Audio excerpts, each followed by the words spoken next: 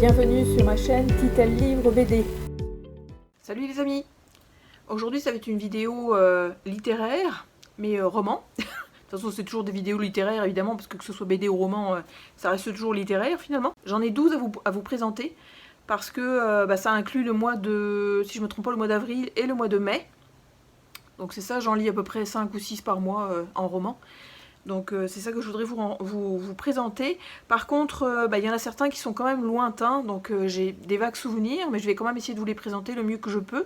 J'ai été chercher les résumés sur internet, donc ça m'a donné des petits cues effectivement dans ma tête, ça m'a rappelé des choses, mais il y en a certains que j'ai beaucoup aimé, dont une autrice effectivement que je vous ai déjà cité et que c'est déjà des coups de cœur, donc ça aussi ça continue sur la lancée finalement. Puis dedans, dans les présentations que je vais vous faire, il y a 2 séries.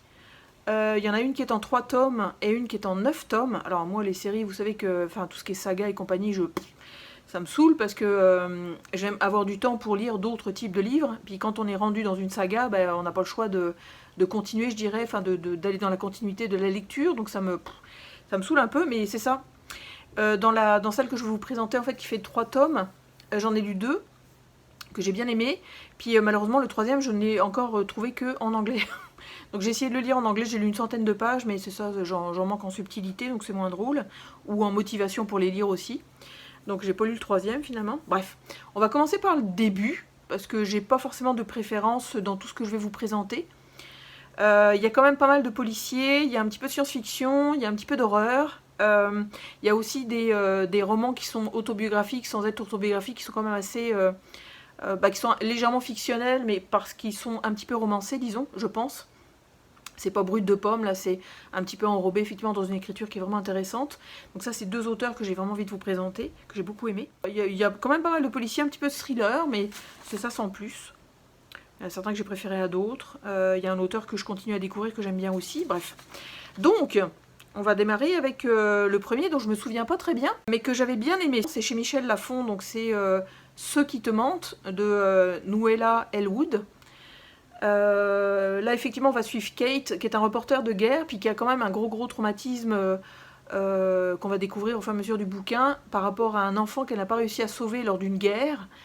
Puis cet enfant-là va comme rebondir effectivement dans sa vie, et va la bouleverser au fur et à mesure où elle va évoluer dans un nouvel environnement, qui est quand même beaucoup plus rassurant, parce que hors guerre et hors reportage. Mais c'est ça en fait, il y a des histoires de famille là-dedans. C'est quand même assez dense comme histoire, c'est quand même assez puissant. Et comme je vous disais, j'avais bien aimé, mais c'est sûr que c'est bourré de mystères, et on a des résolutions de questionnements en fait au fur et à mesure où on avance dans le bouquin. Mais c'est une autrice que j'ai bien aimé, en fait, c'est quand même bien construit. Le traumatisme de sa reporter en fait est vraiment bien foutu. On s'attache presque au personnage, puis on se demande vraiment qu'est-ce qui lui arrive, parce qu'il y a le mélange effectivement traumatisme et vie réelle qui sont présentés, donc ça fait un espèce de mélange un petit peu détonnant qui est quand même intéressant. Donc ça, je pense que je vous en conseillerais la lecture.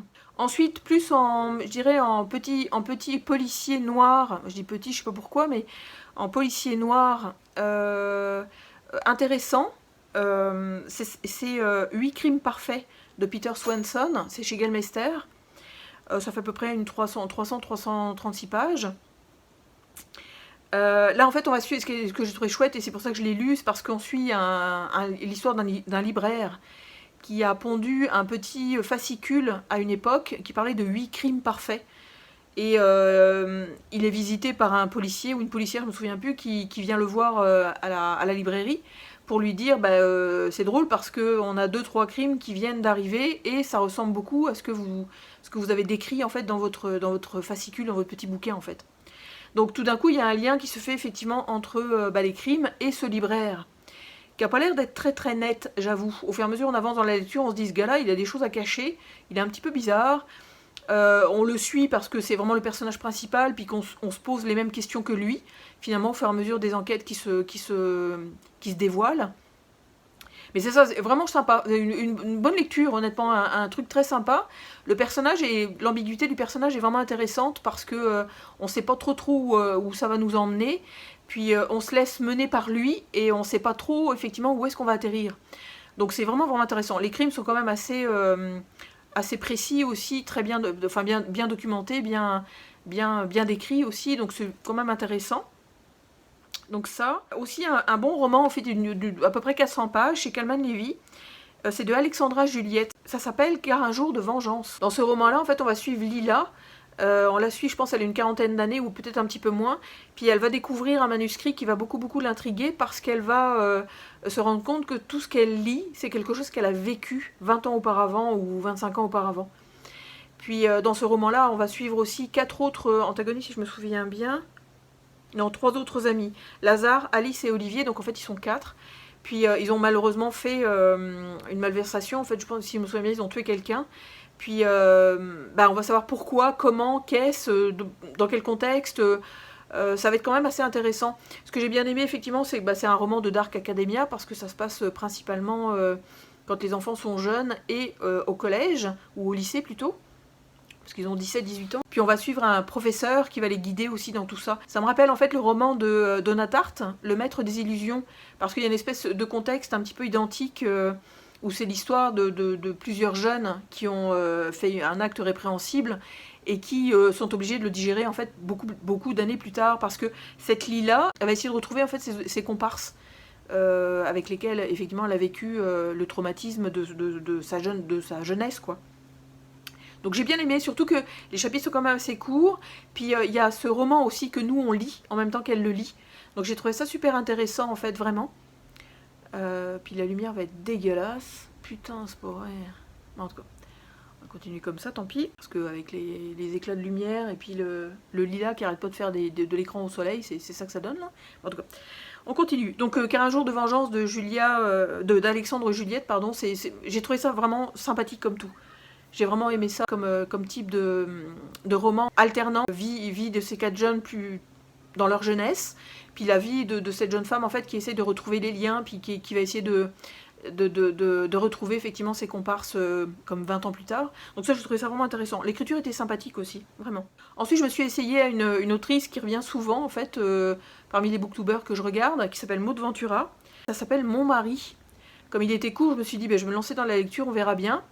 Et j'ai trouvé ça intéressant. Honnêtement, j'ai pas été déçue du tout par ma lecture, même si, pour moi, ça sentait quand même un petit peu le thriller domestique, là. Mais ce qui était super intéressant, c'est qu'en fait, dans ce roman-là, on va suivre... Donc elle s'appelle... je sais pas quoi, on sait pas son nom, en fait. Puis on saura pas non plus le nom du mari, parce que tout au long du roman, elle l'appelle « mon mari ». On va suivre, en fait, cette vie de 4 personnes, parce que c'est le mari, la femme, puis 2 enfants. Et c'est à travers les yeux de elle qu'on va voir le couple, de quelle façon effectivement elle appréhende son mari. On se rend compte que le couple est en train de péricliter, parce qu'elle trouve que son mari ne la regarde plus, n'est plus intéressé par elle, lui faire l'amour, etc. Partager des choses par rapport à avant. Donc au fur et à mesure qu'on avance dans le roman, il y a tout un univers, une façon psychologique en fait de poser les personnages qui est de plus en plus intéressant. Puis dans les dernières pages, il y a effectivement un truc qui fait que ok, on bascule en fait sur autre chose, et c'est extrêmement intéressant. Donc j'ai bien aimé, l'écriture est quand même assez fluide. La façon psychologique d'avancer dans le personnage et dans l'intrigue liée au personnage est vraiment intéressante. On a envie de l'aimer, cette femme-là, parce qu'on la sent effectivement très déstabilisée. Puis on se rend compte que elle aussi, elle a sa part de noirceur. Puis, mais c'est super intéressant. C'est vraiment un petit roman crescendo, où on démarre avec une personne que, c'est ça, on la trouve chouette et tout. Puis au fur et à mesure, on se rend compte que il se passe quelque chose, quoi. Il se passe vraiment quelque chose. Donc ça, j'ai bien aimé. Je pense que il y a un autre bouquin qu'elle a écrit qui s'appelle Célèbre, que je vais probablement essayer de lire aussi, parce que j'ai bien aimé son écriture. J'ai bien aimé surtout sa façon d'appréhender les personnages. C'est ça qui m'a vraiment intéressée. Puis cette espèce de petit mystère qu'elle garde en disant toujours mon mari, mon mari, mon mari, puis qu'on ne sait pas qui est cette femme finalement. On la connaît au fur et à mesure qu'elle développe l'histoire, mais sans plus. Ça, j'ai trouvé ça vraiment attractif, honnêtement. Ensuite, j'ai lu un thriller, un polar noir. Puis l'auteur est quand même réputé pour ça. C'est Cédric Cyr. Je pense que c'est le deuxième que je lis. J'en avais lu un que j'avais bien aimé aussi. En tout cas, j'adore son écriture. Elle est super bien foutue.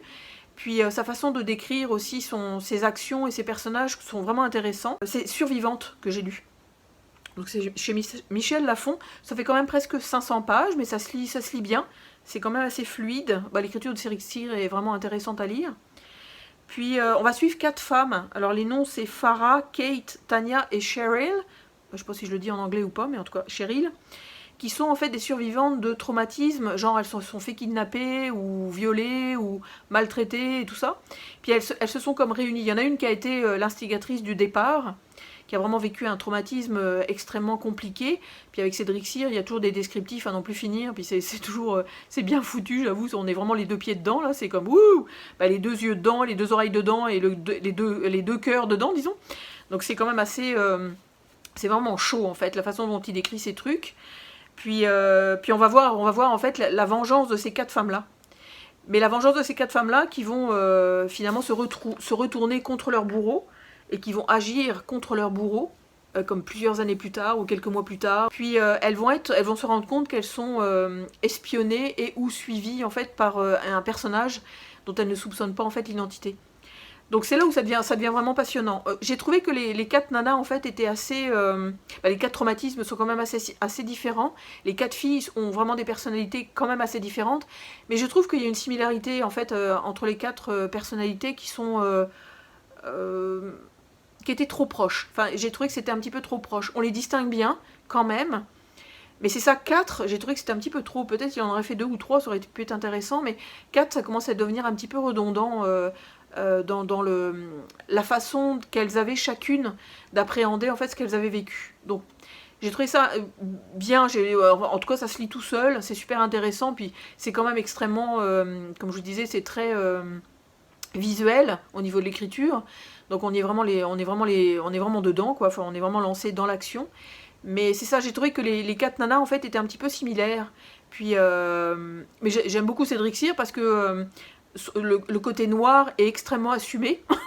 Donc quand on a un descriptif de quelqu'un qui se fait trucider, on a tout ce qu'il faut en fait, vraiment. On a vraiment tout ce qu'il faut. Donc ça j'avais bien aimé. On va continuer dans le noir, mais un petit peu plus fantasy, enfin qui fait un petit peu comme réalisme magique. De temps en temps j'achète des petits romans en fait, pocket, mais pocket dans la collection horreur. Comme ce que vous pouvez voir là, comme ça, là. Ces bouquins-là, noirs, ceux-là là aussi. Puis j'aime ça, découvrir des nouveaux auteurs qui datent des années 80 ou 90, mais quand même, ça peut être intéressant. Et là, j'ai lu, en fait, j'ai sorti un petit roman tout petit, qui fait à peu près 250 pages, je dirais, de Jonathan Carroll, et qui s'appelle Os de Lune. Puis là, on va suivre en fait une femme qui s'appelle, je sais pas comment, c'est pas vraiment marqué, mais je m'en souviens plus de son prénom, je ne me souviens jamais des prénoms de toute façon. Mais c'est ça, c'est un petit roman qui fait un parallèle entre la vie d'une jeune femme à New York, où elle est mariée avec une petite fille, puis tout va bien, puis c'est merveilleux. Elle a une légère mésentente avec son mari, mais elle a un super bon pote en fait qui va l'aider aussi dans ce qu'elle va vivre en parallèle, parce qu'en parallèle, elle se retrouve dans un univers complètement différent, avec un jeune garçon en fait qu'elle n'a jamais eu, donc, dont elle est la maman. Puis dans un univers complètement farfelu, avec des animaux qui parlent, puis des actions très étranges, puis... Et j'ai trouvé ça, même si je suis pas très réalisme magique, j'aime pas trop ça, mais j'ai trouvé ça intéressant. Les 2 univers sont liés de plus en plus au fur et à mesure où on avance dans le roman, donc je dirais vers la moitié, on commence à comprendre un petit peu les liens qu'il peut y avoir entre chaque univers, parce que l'univers de New York, c'est nous, là, enfin je veux dire, c'est un univers tout à fait classique. Par contre, l'endroit où elle va, je pense que l'univers s'appelle Rwanda, c'est beaucoup plus compliqué et très... que ça part complètement à l'ouest. Donc j'ai trouvé ça intéressant. La fin est plus ou moins bien... en tout cas, ça se termine pas sur un cliffhanger machin, ou tout d'un coup une révélation merveilleuse, mais il y a comme de la symbolique quand même dedans. L'écriture est très années 80, donc j'ai trouvé ça chouette. Puis c'est marrant aussi de s'imaginer en fait les personnages à cette époque-là, honnêtement, là, de se réimaginer qu'il n'y a pas de téléphone cellulaire, puis oui, il y a des ordinateurs, mais c'est pas vraiment le réflexe que chaque personne a pour faire des recherches, ils vont à la bibliothèque. En tout cas, j'aime ça en fait, retourner dans cet univers-là, c'est vraiment intéressant. Puis c'est mignon, enfin c'est joli, c'est extrêmement symbolique. L'univers en fait en parallèle est absolument pas mis en place, pas contextisé.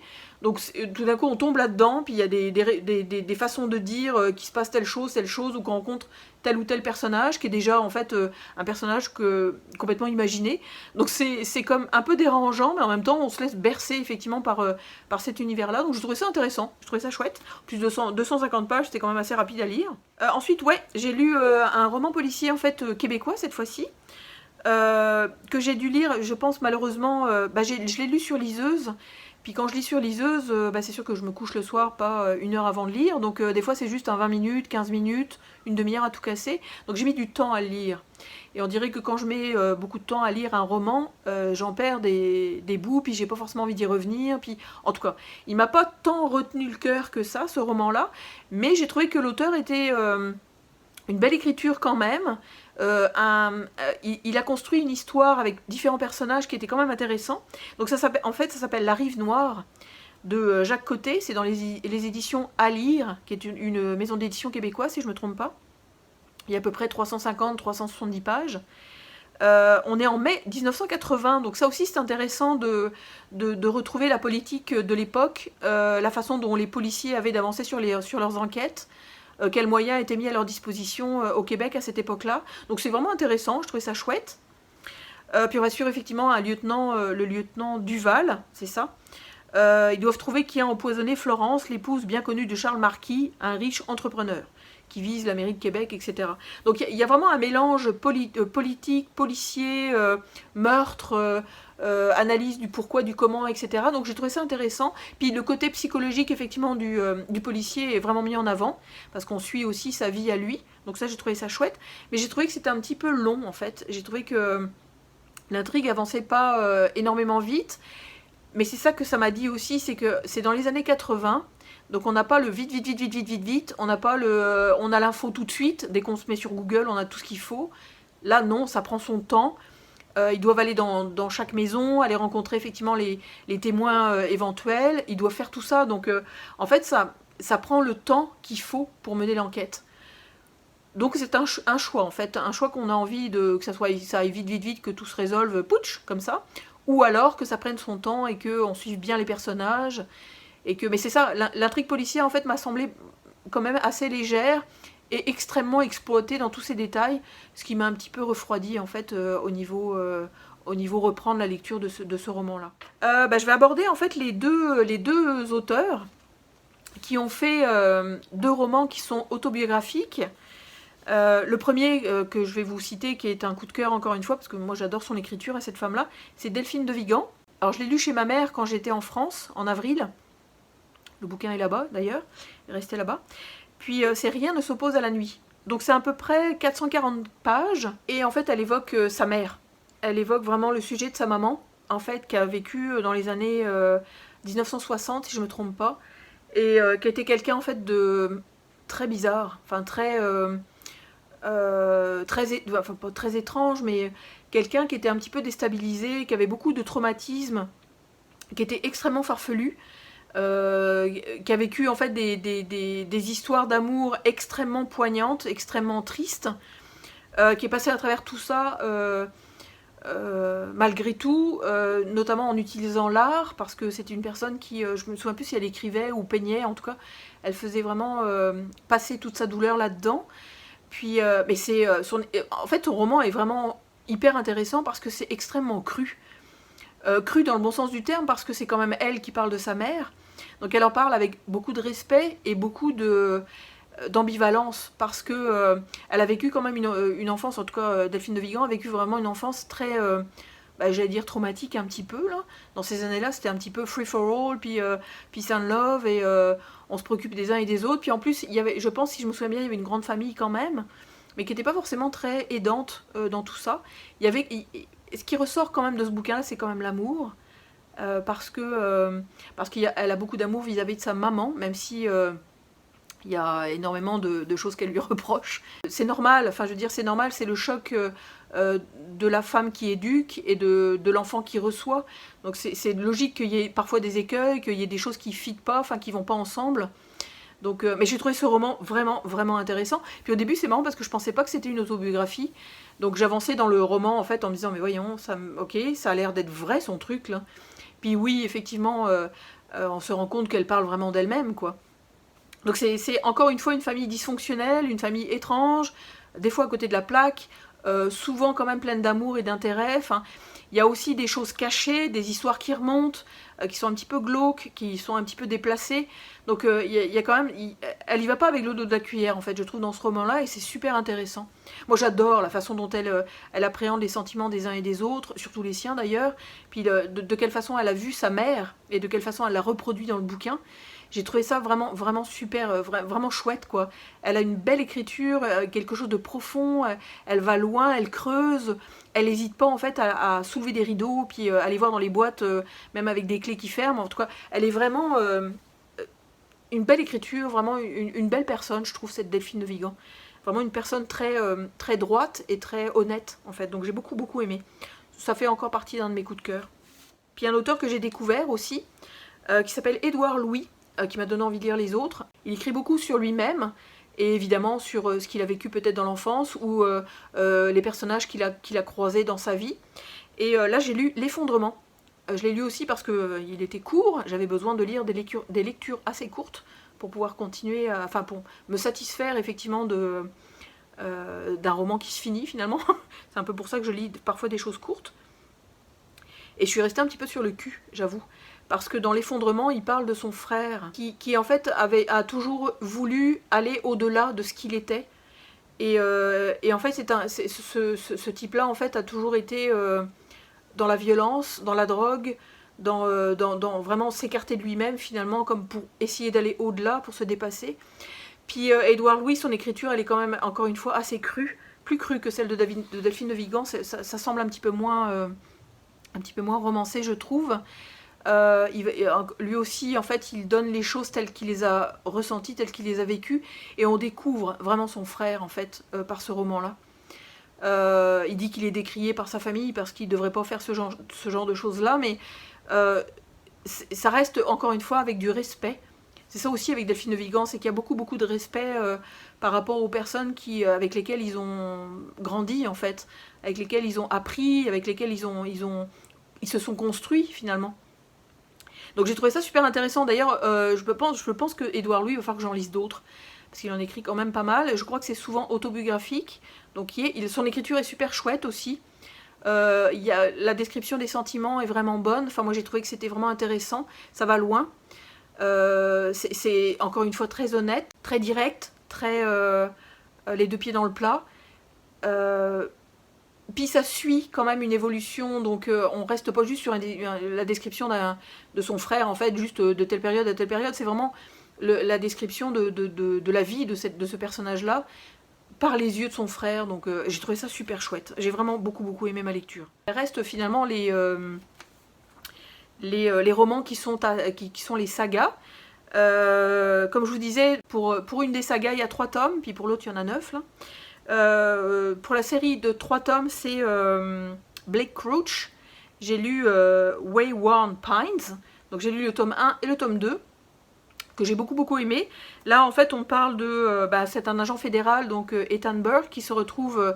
ça fait un peu comme Walking Dead, en fait. Il se retrouve dans un univers où il a perdu son identité, il sait plus trop qui il est, il est comme blessé, il se retrouve dans une ville qu'il connaît pas du tout, avec des gens autour de lui il sait pas d'où il sort.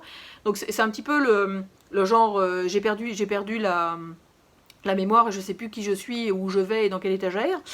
Mais c'est ça, mais en fait il se redécouvre dans un univers qui est post-apo ou très dystopique, mais un petit peu complètement à côté de la plaque. Il se trouve dans un univers de Wayward Pines, qui est extrêmement déstabilisant et qu'il va falloir qu'il appréhende au fur et à mesure qu'il avance effectivement dans son histoire. Il va se rendre compte aussi en fait que cet univers-là est pas clair en fait.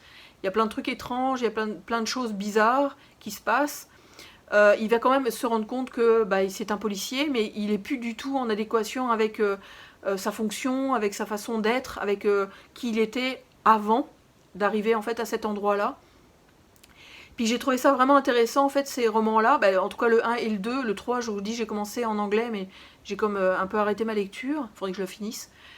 Parce que c'est à tiroir. Il y a de la politique, il y a de la science-fiction, beaucoup. Il y a de l'intrigue, il y a des meurtres. Il y a beaucoup, beaucoup de personnages. qui se croisent et s'entrecroisent. J'ai trouvé que c'était un univers extrêmement riche et très bien foutu, avec des réflexions philosophiques, avec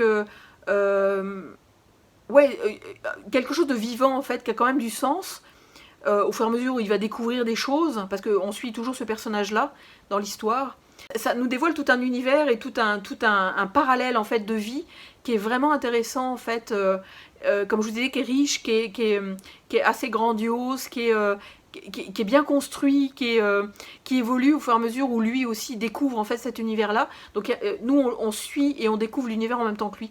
Donc c'est vraiment vraiment chouette. Le 1 était comme la mise en place effectivement de cet univers-là, puis le 2 en fait ça, il y a tout un, comme je dis, à tiroir. Il y a plein de trucs qui surgissent, plein de thèmes nouveaux. Plein de façons de faire, en tout cas on s'attend pas du tout à ce que nous tombe dessus, puis j'ai trouvé ça super intéressant. Ça fait un peu Stephen King, ça fait un peu en tout cas il y a pas plein de choses qui interviennent dans ces romans là, et j'ai vraiment beaucoup aimé ma lecture. Pour ça il faudrait que je termine le tome 3, ça serait vraiment cool. Puis la dernière autrice dont je voudrais vous parler, qui est donc le fameux 9 tomes, j'en entendais parler en fait via les booktubers que je suis quand même assez régulièrement, où que tout le monde disait c'est mirobolant comme saga, c'est le fun et tout. Puis j'en ai commencé un, j'en ai commencé deux, j'en ai commencé trois parce que je les avais achetés d'occasion chez Momox. Et j'ai acheté l'intégrale qui propose les 3 prochains tomes, et j'ai acheté l'intégrale qui propose les 3 derniers tomes. Et en fait c'est Les Aventuriers de la Mer de Robin Hobb. J'adore, je le bouffe. Faut vraiment que j'intercale avec d'autres bouquins, parce que sinon je lirai que ça. Puis à un moment donné, moi je trouve que j'aime beaucoup mettre de l'intermédiaire effectivement entre chacun. En avril-mai, j'ai lu le 1, 2, 3. Puis je suis déjà en fait, là on est le 24 juin. Je suis déjà au milieu en fait du tome 5. Donc j'aime beaucoup l'univers, j'aime beaucoup les personnages.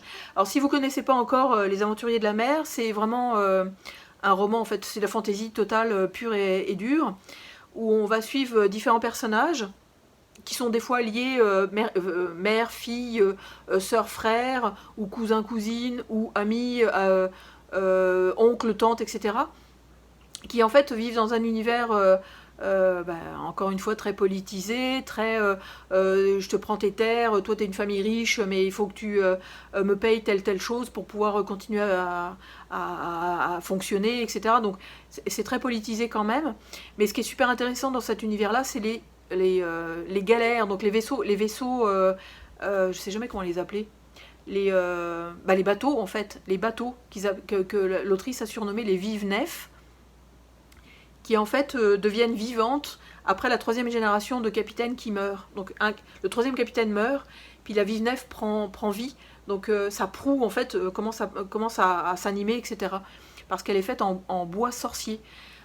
C'est génial, enfin je veux dire, les personnages sont super bien campés. On suit chacun dans son évolution, parce que là en fait dans le tome 5, je pense que ça fait déjà 1 an ou 2 ans qu'on suit les personnages. Parce qu'on va commencer avec la mort du 3e capitaine pour la vive-nef qui s'appelle Vivacia.